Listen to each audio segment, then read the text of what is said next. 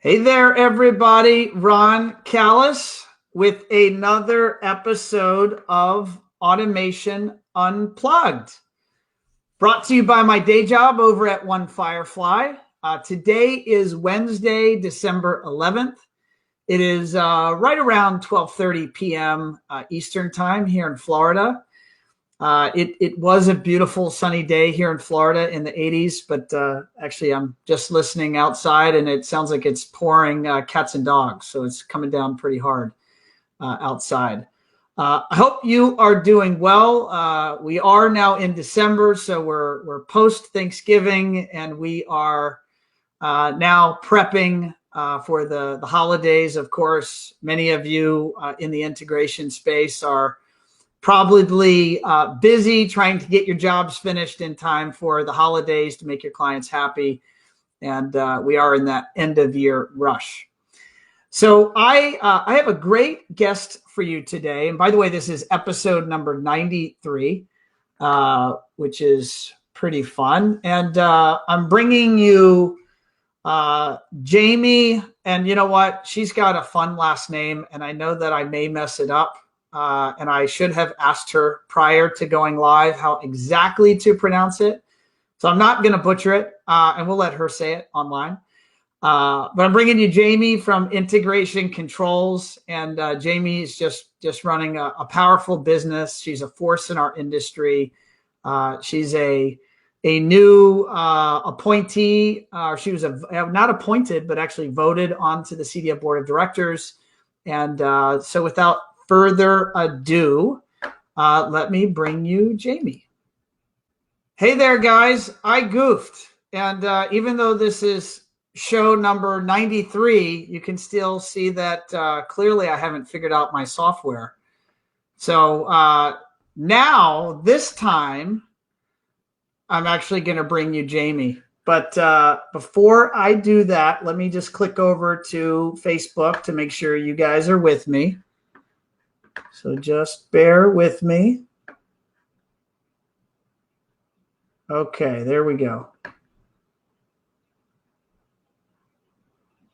All right, I am human just like the rest of you, so prone to flaws and errors. Yay! My team's telling me they can see me again. All right, now I'm going to bring you Jamie from Integration Controls. Hello, Ron. Hi, sorry about that, Jamie. That's okay, no worries. I was like, here she is.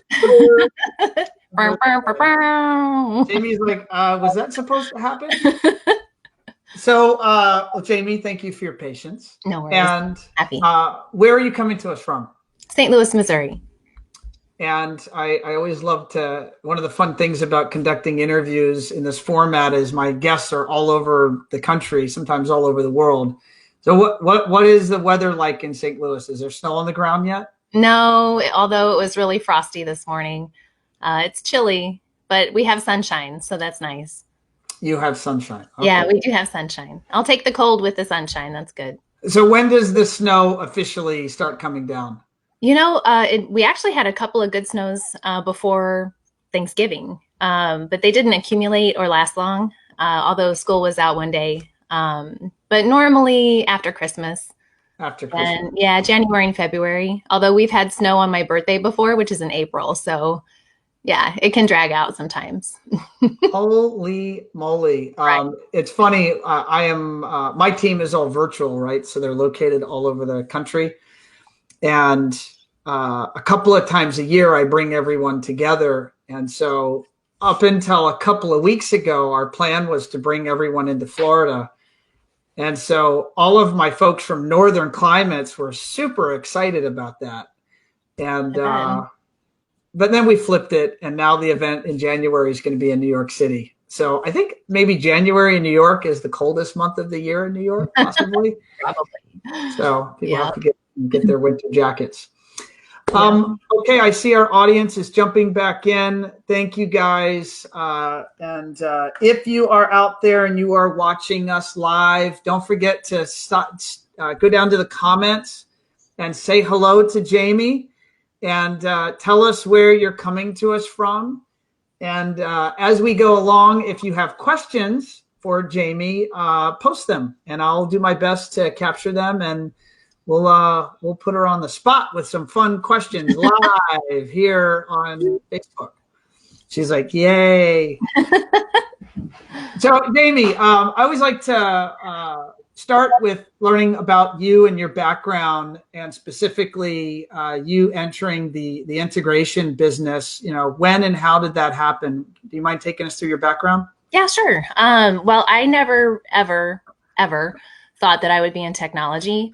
I married a guy who did that, and I was in health-related professions. I went to school to be a speech pathologist, and after graduating with my master's, practiced for about 3.5 years, and I loved it. However, it was nonprofit. I worked my tail off, and I was in my car all the time. I put on weight, and I was unhappy, and he was getting burnt out at his job around the same time. And we had an opportunity prior to starting a family to start this business. So in 2004, on December the 8th, we got our business license. And he said, you want to reach out to architects and, designers and tell them what we do. And I'm a people person. And I said, yeah, sure, let's do that. I was part-time at that moment. And then at some point, I'm like, I'll just do this full-time.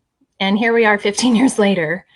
And so much has changed. I'm the captain of the ship now, which happened kind of unexpectedly. But it's actually been a great role change for us. And he's able to focus on other parts of the business while I get to dream and scheme and envision what the future could look like. I am curious. There was a transition. So you entered the business and you played some roles, it sounds like, in biz dev, going out into the design community and reaching out. And then over that 15 or 16 years, you transitioned into a leadership role and visionary role within the business. Mm-hmm. How did that, was there any particular milestones along the way that occurred that helped you and Jeff, your husband, realize that that was a good move for the business? Oh, yeah. Yeah, there were lots of milestones. Having not come from a technology background, I wanted to make sure whenever I reached out to the design build community that I could speak intelligently on what actually happens and not just what I'm hearing happens. So I dove in originally. The goal was to reach out to architects and designers, but first we need business to do that. So I installed, I pulled wire, I terminated, trimmed out, installed speakers, not many, but a couple, and really knew what it was like to be in the field. Went to a lot of classes, both at CEDIA and manufacturer training, learned how to program a couple of systems, learned how to design systems. So really just kind of dove in deep on the tech side. And then around 2008, we had a child. Well, not around. In 2008, we had a child. What month? My son was born in 2008 as well. Oh, yeah, June. Okay. My boy Maximus, it was born in December. Oh, cool. It's a great year. A lot changed that year. We had a child, and now the business wasn't just there for my husband and I and our handful of people. We had a family to support. And it was important that we became profitable. It was important that we became systematized. It was important that he came home at a certain time and that I was able to be at home. And at the end of that year, a business partner wanted to be bought out. And so it was like, okay, well, let's restructure, see what that looks like. And I dove headfirst into sales and marketing really at that point. Had done a lot of biz dev, had learned the industry from the inside out. And now it's time for me to be the salesperson because I love him. He's great, but he is not a salesperson. So Sure. Well, we all have gifts, right? Yeah. So it's better to know what they are and practice them. Yeah. Makes everyone happier. Right. Well, and I don't think that I wasn't excited about sales necessarily. Sales is a dirty word. There are a few that would go, yay, I want to be a salesperson. Right. And when I don't like being sold, and that had been mostly my experience with sales, with the exception of a 2-month stint in college, which I hated in retail.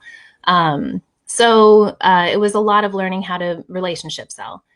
And through the years, kind of, starting in 2008, as our team grew and we moved. I've always been in a leadership role, but to actually be the one making the decision really happened in August of last year. We made the official change in who signs the paycheck and who deals with the HR problems. That's awesome. Yeah. And I have a whole list in preparation. And by the way, my team also helped me prepare some thoughts and questions. I know you are an active member of the CEDIA community. You're on the board and you're an inspiration for many. So I elicited some feedback from some of my team. And so I have all sorts of notes and comments and questions. Cool. Before I get into that, though, we do have a lot of folks joining us live, and I just want to give some of them a shout out here. So Chris is coming to us from London. Hey, Chris, thanks for watching, buddy. And let's see here. Mackenzie is coming to us from Salt Lake. Mackenzie is a newer member of Team One Firefly. She says she's super excited about New York. Yes, it's going to be fun. I bet. And she's welcoming you. And she said she's inspired by the women in tech.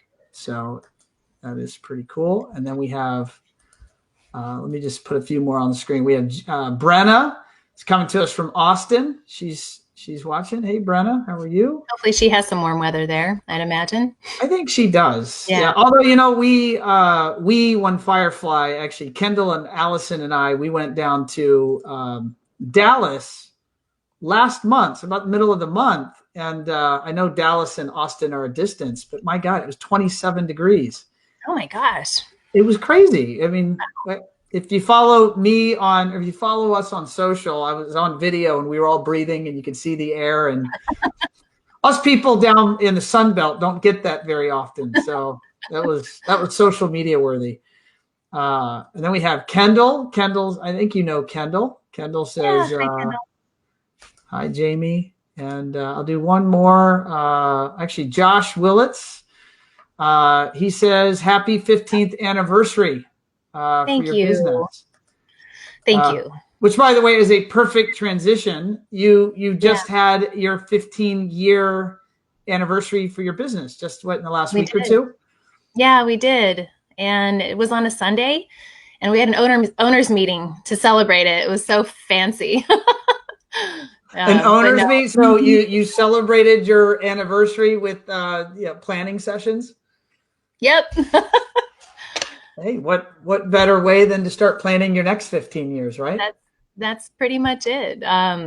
We want to celebrate. Getting everybody together at the same time is really hard in the holiday season. So we're going to table something for post-holiday, probably in February, because January will be a busy month as well. But got it. Understood. We can celebrate any day, right? So 15 years in business, I'm assuming there have been, and I'm just speaking as an entrepreneur myself, I'm 12 years in business. Okay. And there's, thank you very much. And one thing I know is that it's much harder than I ever imagined. In other words, if I knew then what I know now, I'm not so confident I would have been brave enough to do it. Ignorance is bliss. Yep, I agree with that. But there's good stuff and bad stuff, and we learn from everything along the way. Are there some interesting takeaways from your last 15 years that you'd be willing to share with our audience? Yeah, totally. I think one of the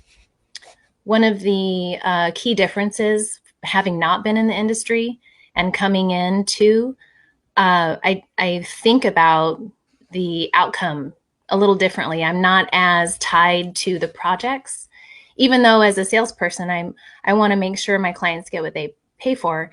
And now as an owner, I want to make sure everybody's doing what they should.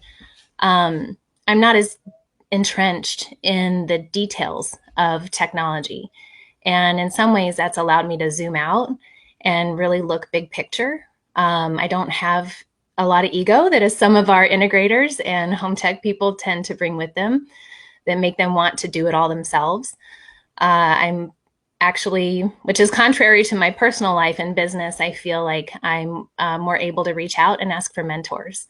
So that has helped a lot through my connections with CEDIA and just meeting people that you get to meet when you travel and when you're in those positions of discussion. It's been great to network with people, and I've had mentors that have helped throughout 15 years that I know we wouldn't have been able to be here without them. And Mitch Klein is one. He's just a great personal mentor and professional mentor. Glory Aberbaugh, she used to have a La Scala in Canada. She's fantastic. And it seems like they've come, in moments when we needed, because as you mentioned, being an entrepreneur is really difficult at times. It's really fantastic at times. But the responsibility to make sure that all 12 of my people have enough to go home, feed their families, have a great holiday, go on vacation, pay their bills on time, all of that, it's stressful. It's a tremendous responsibility. It is. And, in 2008 is kind of really when the light bulb went off, right before the recession, which is great, but it also was one of those moments like, wow, we really have to assess what we're doing and not fly by the seat of our pants as much. Even though every year I feel like we try to get better at sharpening the saw. Oh no. Did it go out? We have lost our audio feed. Oh no. I did nothing. And so we are going to I did nothing. Give me a second, folks. By the way, if you can still hear me, go ahead. Can you hear me? Jamie, can you hear me? I can hear you. She can hear me. Yeah. Jamie, I know you're using that super fancy mic. Yeah. Let's try unplugging it and plugging it back in. When all else fails, reboot. So, but don't turn your computer off yet. So let's see if we can get the audio. Okay, give me a second. I'm being told that maybe the audio is working okay for the audience. Okay, this is good feedback. Give me 1 second here. Stand by, folks, while we see if you can hear us both. That's wonderful, Josh. That means it is my problem with my computer. This is not good. Richard, by the way, I'm getting some great feedback from our audience. They tell me that they can, now I have my wife texting me. She's like, I can hear you both. Josh is saying he can hear us both. So, Jamie, I think that means do not unplug your mic. I think you're good. Okay, but now, Jamie, I can hear you both. So you guys, bear with me. And what we're going to do potentially here is restart. And I appreciate our audience hanging out with us while we figure this out. Bear with me.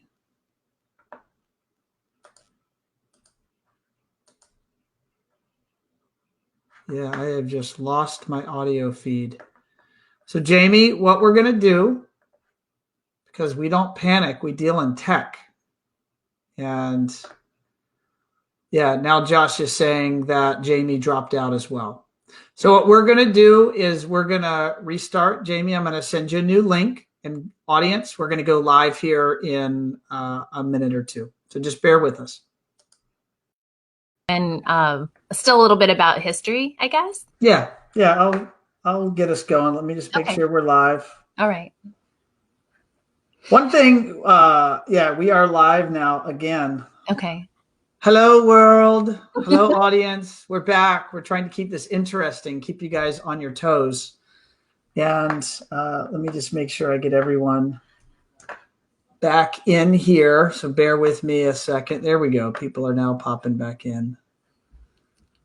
So one of the things, Jamie, when you are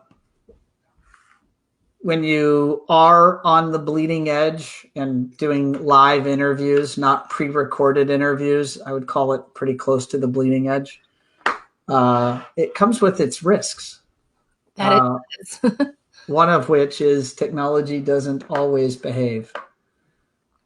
But anyway, so let me just get our audience jumping back in here. Hey guys, sorry for the technology issues, but Jamie is quite the sport and still hanging out with us. Yes. Despite the potential stress. All right, there we are. We are back. Let me just do one more thing here, Jamie, before.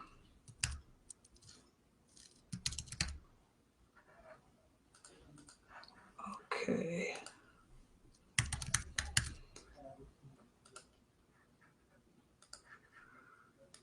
All right, let me say channel.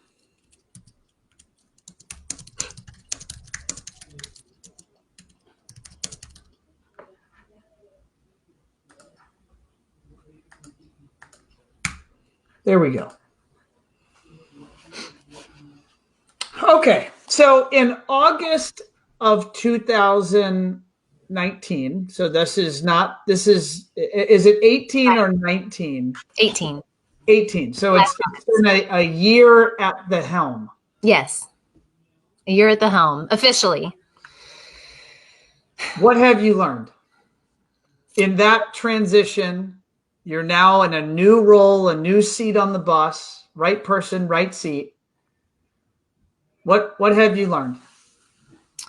Well, it's interesting. It's an official seat on the bus, though I feel like I've been sitting in the seat for a while. I think the biggest thing that I've learned is that is to have patience with the process of change. And that is really challenging when you like to see things happen quickly and you're motivated to make big changes quickly. And you have people around you that you need to bring into that same kind of energy. You can't go as quickly as you want to go. So there have definitely been some times where I felt like at the end of my leash, just trying to go further faster and realizing I need to pull back a little bit and not be quite as direct, maybe, with a few people and with some of the changes, and have patience that while I want it to happen in a week, it might take a month and a half. I totally empathize with what you're saying. You know, you desire in your mind's eye to be able to get there a month from now, but the reality is when you have people in an organization, you know, there are best practices or methods perhaps to get you from point A to point B. And sometimes they aren't obvious, right? Sometimes you have to go out and listen and learn or surround yourself with others that have figured that out. Are there some techniques, books you've read, or things you've listened to, or seminars you've attended that have helped you maybe see how to be more effective in that CEO role? Yeah, I've listened to podcasts within our industry, but really a lot of the business work that I've done has been through podcasts outside the industry, and specifically women in business. But in addition to that, books are great and a constant feed of input. So early on, a long time ago, I read the book, The Pumpkin Plan, which is a great book for business. It really helps. I think it helped to put in my perspective. It solidified some of the ideas that were kind of swirling around up here anyway. But it helped my team at the time realize, like, you can say no to clients. You can say no to opportunities. You can put more resources towards the goals that you want to achieve and leave some of the other things behind. And it was like I felt like we gave ourselves permission to, I hate to say not treat every client the same, but not every client wants to be treated the same. So, you know, innately, I tried originally to treat every client with the exact same high level, 5-star, platinum service. And I had some clients that would eat a lot of time, and then some that would maybe eat time and never become clients. And that book really helped myself and our other two business partners realize, like, we can choose how we want our future to look. And what does all of that have to do with pumpkins? I know, right? So the philosophy is growing a blue ribbon, prize-winning, big giant pumpkin, and that pumpkin is your business. So the Mike Malkowitz, I think, is how you pronounce his last name. He uses that as a philosophy for all kinds of businesses in that book. I think he talks about a baker and a construction person, a couple other types of businesses that he goes through. And he learned this strategy by observing how farmers grow a big pumpkin. So there's an analogy there probably where you have to cut off some pumpkins. Yes. Or yep. Cut off the ones that aren't doing well, cut off the ones that are causing you blight, cut off the ones that don't look like they're going to yield into a big pumpkin, and focus all those resources on the big pumpkin, which is your business. And that book, The E-Myth, Lean Thinking, Hiring for Attitude, The Trusted Advisor, I could probably list off 5 more, but they're not coming to me right now. But all of those over time have just layered on pieces and bits of information that I'm able to draw on now and use now that I have the official title of captain of the ship. Captain of the ship. Oh, that's great. And I've mentioned on many of my shows that I've personally discovered podcasts at this point, maybe about 3 years ago. And for me, it was a new frontier of learning. Yeah, it is. It's awesome what's out there to be consumed. Now you have to be discerning, and you only have so many hours in the day, but there's just a vast wealth of knowledge out there free for consumption. Yeah. It's really, podcasts are new to me. So I've kind of been binge casting, I guess.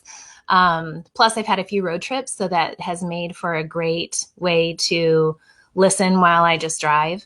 But for anybody that's listening and is interested, specifically for women in business, there's a Biz Chicks podcast, which I really like.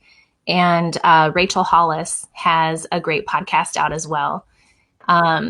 Anything from onboarding your team to dealing with imposter syndrome to working as a woman in a man's world to forecasting and looking at your numbers. I mean, it really covers the gamut of what business is. And as a woman in business, in technology, I think we face some extra challenges. So it's been nice to have some resources where I can, lean in on, my virtual sisters to see, like, how am I going to navigate the situation? And instead of, I don't know, it's comforting sometimes when that advice is coming from a woman as opposed to a man. So it's been helpful for me. And for those listening, we will, on the One Firefly page for this episode, for episode 93, one of the new features of that page is that we're putting show notes. So actually full show transcriptions, minus the edits about our feed going down and up. We'll maybe delete some of that. But all the show transcription, as well as show notes with these various resources that Jamie has mentioned. So just keep an eye and ear out on our page for that content. And I have to put this up on the screen here.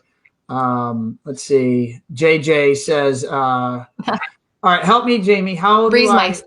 Breisemeister. Breisemeister. Breisemeister. Awesome. There you go. There's the hashtag from Jamie. And actually a member of the One Firefly team, Stephanie, says, loving all these women in business resources. They've been very helpful. Truly. It's not so much just the women part, but to most of the time if I were to log in and talk about business and you look at all the podcasts or anything that's out there, so much of it is coming from a male's voice. So to just hear it, literally just hearing it from someone else, it's another piece to the pie. So A couple of different things I want to jump into here. One is you this year, if I'm correct, this year at CEDIA, you were voted onto the CEDIA board of directors. yes, I was. And congratulations. Thank you. And just I'm going to say, how will you use, or how do you plan, or are you thinking to use that position of leadership to perhaps strengthen the training, education, and or support for women in this industry? Is there ideas that you have, or is there alignment with your role on the board around perhaps that need? We have yet to have our official first meeting, so I'm not exactly sure how it will go. But what's your vision if you were to paint a picture over the next year or two? Reality. Well, I think it's going to be refreshing for CEDIA staff. They haven't really had women on the board for a long time. It will be interesting for the board itself to kind of just get a different look overall. I'm not the only woman on the board. There are two other women, which I think is the first time in CEDIA's history this has ever happened. So without knowing, deserve an applause. Yeah, an audience of one, but I think that's pretty amazing. Without knowing what it was before, but to know who's on board now, I think it's going to be a really collaborative bunch, and we'll bring a different perspective. We'll bring a different voice. But it's all for the community. It's all for the CEDIA members. And many of them are women. So as a woman who had gone to a lot of classes, been the only woman, been involved in CEDIA in a committee chair, been the only woman. There's a big push from a lot of people saying, oh, we want to see more women in technology. Well, the way that can happen is when women are in leadership in technology, when women put themselves in a position where other people can look to them for inspiration. And it's scary. It's scary, but it's also really exciting to have some younger women come to me and say, I'm so excited to meet you. I've heard great things about you. It's so nice to know that I have someone I can reach out to if I need to. And the funny thing is most people haven't reached out. But I have had some people have conversations. We've talked about mansplaining. We've talked about being interrupted. We've talked about all kinds of things that are specific to women around, well, just in the world. You know, we have more risks associated with walking down the street at night, and more assumptions if we're the only woman hanging out with a group of men. So there are conversations we've had to navigate, I've had to navigate, and it's nice to have other women to speak to so they know they're not alone. And it's also nice to know I'm not alone, because sometimes you feel like that. Are you a part of the Women in CE? I think there's a group. I know several women on my team are a member of that group. I think from Carol. I'm not an official member of the group, but I've known Carol for a long time. I don't actively engage in that, and I probably should. It's just been there's only so many hours in the day, right? Yeah, so where do you spend those hours for sure? No, and that is something I would like to do. I love Carol and I love that team. They were a big influence early on when Jeff and I went to the very last CEDIA management conference that they had at the Rancho Bernardo Inn in California. And speaking with Carol and Glory, I met her at the time, and Marilyn Sanford. And they were asking me, what's your background? How did you get into this? And, you know, I was minimizing a lot of my efforts. And I think Glory, or maybe Marilyn, looked at me and she's like, you need to call yourself a co-founder. You might not be an owner technically at the time, but you call yourself a co-founder. You're helping to get this company off the ground. You have influence. You should own it. And to have someone kind of give you that confidence and the permission to own that you really are a part of this building block and you're not sitting off to the sidelines was really, it was really helpful in my own personal development. No, that's great to know. I know at One Firefly, we are, in terms of our company makeup, we're more than 50% women. And on my leadership team, there's of my support team, on my leadership team. It's 2 women and 2 men. And actually soon to be in January, 3 women and 2 men. And I know that I personally value that insight and often very different way of looking at situations and interactions. And I think it's invaluable. So I think it's wise. I do have a question. And this is just from me knowing you. I've known you for a bit, you and your husband. You've had some very profound challenges medically and personally, aside from the business challenges, but those trials and tribulations ultimately led to some really interesting observations and learnings. Yes. Do you mind exploring a little bit of that? Hopefully that was an appropriate way to tee up the subject. I found it fascinating. Yeah. Well, I think around the holidays, I'm somewhat active on social media. You'll see memes and stories of, you don't know what's happening to someone, so be kind. Just be kind. You have no idea what their story is. And there were lots of days where I probably looked very fine. And, to somebody, some casual observer, I might look like I had my stuff together. Together? Don't worry. It's my podcast. I'm allowed to say that. Yeah. Can I say it? You can say it too. You're authorized. Yeah. I looked like I had my shit together, but there were definitely days where I didn't. And a lot of it centered around, like, in the end of 2012, I was diagnosed with a brain aneurysm that happened by accident. They found it by accident, which is kind of crazy. I went in for a procedure and woke up, and they said, well, the procedure went well, but we noticed this. And having been in speech pathology and working with people who had strokes and aneurysms and all of these medical complications, I was freaked out. They're like, sounds terrifying. It was. Oh, it's tiny. You don't have to worry about it. I'm like, how do I not worry about an aneurysm? You know, and for those that don't know, an aneurysm is just a bubble on an artery or a blood vessel. It's when that bubble breaks that causes problems. So thankfully, nothing had ruptured. April of the next year, in 2013, I had surgery and came out of surgery pretty well. They went in through an artery in my leg. So thankfully I got to keep my long hair. They didn't. I was going to say, do you have like a cool scar? That's something I would. Like, you have a cool scar? Yeah, it's right over here. Well, I do, but not from that. So they put a stent in, and aside from some visual side effects that still persist today, everything's okay. And so they put something from your leg all the way into your brain, and that stent is keeping that blood vessel. Yeah, they go in like through a femoral artery and through your heart to your brain. That's amazing. It is crazy. Do you now go off in a metal detector? No, I asked that question though. That'd be fun. Yeah, sorry guys, it's my brain. Just let me think, please. No worries. It's my tinfoil hat. So that was a challenge, as you could imagine.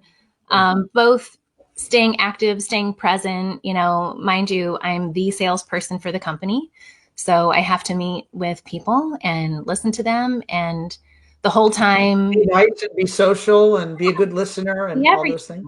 Be who I am, but yet inside, things are changing. And it was scary. There were a couple times after the surgery where some complications popped up. And I was like, that's it. I'm done. I'm going to die. I laid down with my son every night. And at the same time, I was like, I hope he doesn't wake up to a dead mommy. Like, that was a big concern. At the same time, I'm like, well, if I'm going to go, this is the best way to go. So, at least for you. Yeah, for me. Right? I can have a horrible life after that. It might be scarred forever, but sorry to make you blush. I was a little selfish, maybe, but no, I could imagine thinking and acting the same way. Yeah, it was crazy. What were your learnings? I mean, what changed for you as it relates to the business from having gone through that?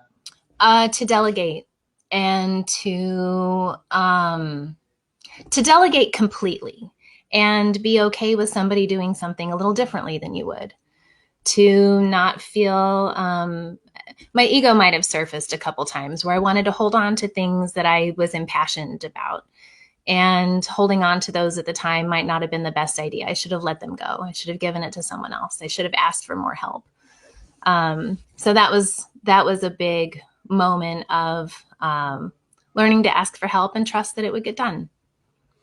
Do you feel that today, and by the way, how is I'm sure our audience is now on pins and needles. How is the stint and how is the health? It's all okay. Every now and then, it still looks like I'll have like glitter kind of falling on in my left field of vision. And every now and then, I lose vision completely in my left eye. So, is that from pressure from the blood vessel on the brain? Is that what's happening? No. So what they did, they put a stent in, and the bubble then kind of sinks back in. Okay. But when they put the stent in, it covered my ophthalmic artery, so the artery that feeds my left eye. And since then, I've just had some weird visual side effects. It's not life-threatening. They've done all kinds of scans and can't find any stroke signs or anything like that.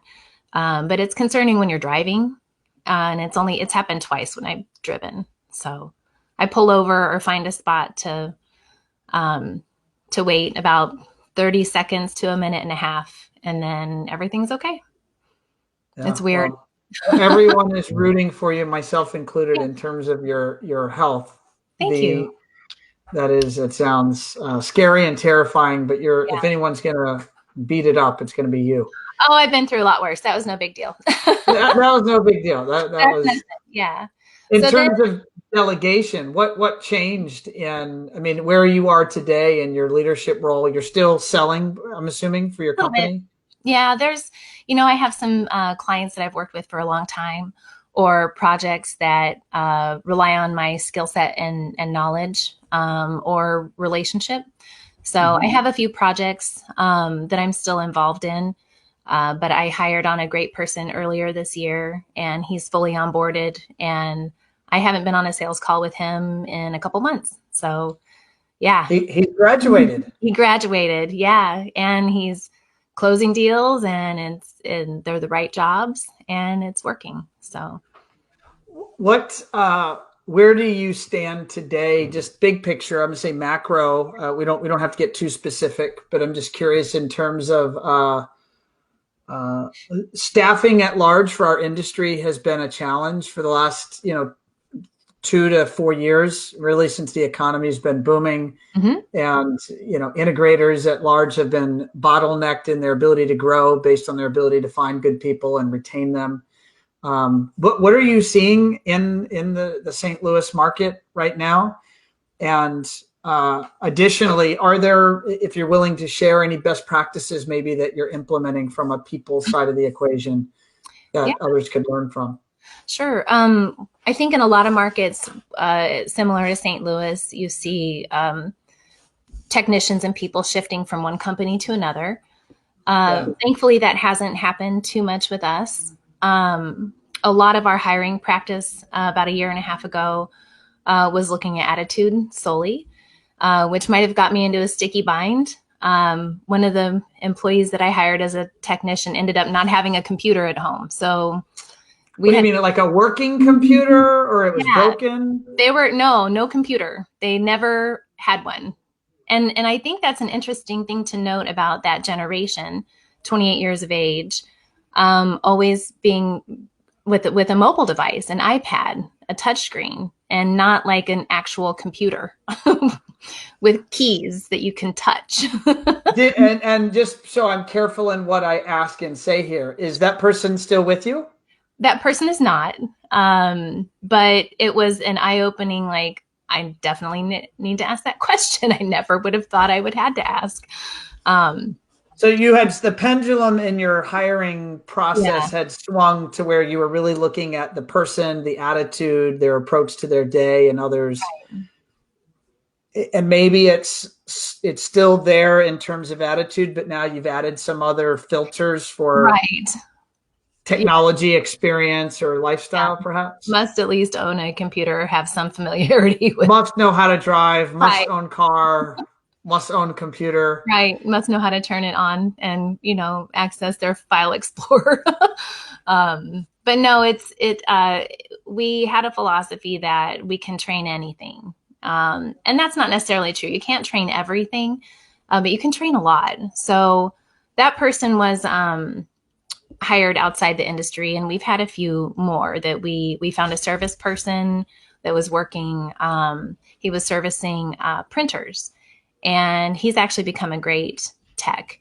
And I've been working locally with South Tech High School and hired somebody straight out of high school who came with us with a lot of IT knowledge, very much not like most 19-year-olds. And at the time we hired him, he was 18. So he was kind of different than a lot, more responsible. He had been working for a few years already. So he was ready to get out and start making some money. That sounds like a good win-win. Yeah. Coming out of school, making real money, and you get, fantastic IT talent. Yeah. My son is 11. He already knows more about the iPhone and iPad than I will probably ever learn or forget. Yeah. He is our IT support in this house. Yeah. That's funny. Logan, my son's also 11, so he teaches me a few things as well. Mostly and as I age, apps and new features in my new iOS update, I stand back and I consult with someone and say, okay, who's updated? Can you show me what's new that I need to know? Because I'm not the type of person to play on my phone all day. You have a business to run. I have business, and I don't have interest, quite frankly. I'd much rather be outside or riding a bike or gardening. Amen. Yeah. I agree to that. Actually, we just had Samantha from ProSource just gave you a thumbs up and a bunch of emojis here. So hi, Samantha. Thanks for watching. Appreciate that. That's funny. So I don't know if I answered this part of your question. No, that was excellent. That was awesome. Jamie, believe it or not, we've actually been on, despite some of our hurdles, we've been on for almost an hour. Oh, wow. Yes, time flies when you're having fun. Yeah, it does. And when you're fighting IT issues. Right. Where would our audience be able to follow you or perhaps get in touch with you? What are your recommendations? Sure. Lots of different ways. You can find my companies on Facebook /Control STL. You can find me on LinkedIn. You can also email me anytime you want, jamie@integrationcontrols.com. We have a Twitter feed, which is Control STL, and same with Instagram, although I'm not on Instagram as much, Control STL. Control STL. And there I have scrolling on the screen for those that are listening on podcast, it says integrationcontrols.com. Yes, that's our website that Ron and his team put together for us. I'm very honored to do so. Yeah, had a lot of positive feedback. And it's very pretty. I love the colors. Thank you. I love the overall, between your collaboration, your ideas, and then working with one of our designers, I'm very satisfied with the end result. Yeah, it's very pretty. It's turned out very well. Jamie, it was my pleasure to have you on episode 93 of Automation Unplugged, and I hope you'd be game down the road to come back on. Anytime. And hopefully with less technical challenges next, but I'm not going to promise that because this is live and you just never know what's going to happen. It's technology. It's not brain surgery. So I think that's one of the things we need to remember, right? When clients have fires, the world. It's only a TV show. It's only a movie. The world's not going to end if you don't answer that email. Your patient's not going to die. So I encourage all the integrators out there to create some healthy boundaries for themselves and go home at night and sleep well. Your clients are going to be there tomorrow. They will. They're not going to go away. And if they do, then they don't have a soul and don't understand that you have a life. So there is such a thing as a good customer and a bad customer. There is. And you want good customers because life is short. Time is finite. Spend your time with good people. You know, that was probably something I should have brought into that part of the conversation, Ron. Like, you know, when you kind of look at death in the face and you wonder, is my card going to get pulled? It's kind of one of those moments where you're like, man, life is short and don't sweat the small stuff. And truly, it's all small. So it's all small. Enjoy. Amen. Yeah. Wise words, Jamie. Well, I was rooting for you when you were running for the board. Thank you. And I was excited to see you win, and we're certainly rooting for you in life and, of course, in business. Thank you so much.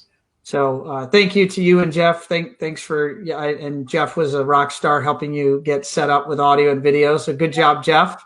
Yeah. Give him an attaboy for me. And it was a pleasure to have you on the show, Jamie. Thank you, Ron. I appreciate your time.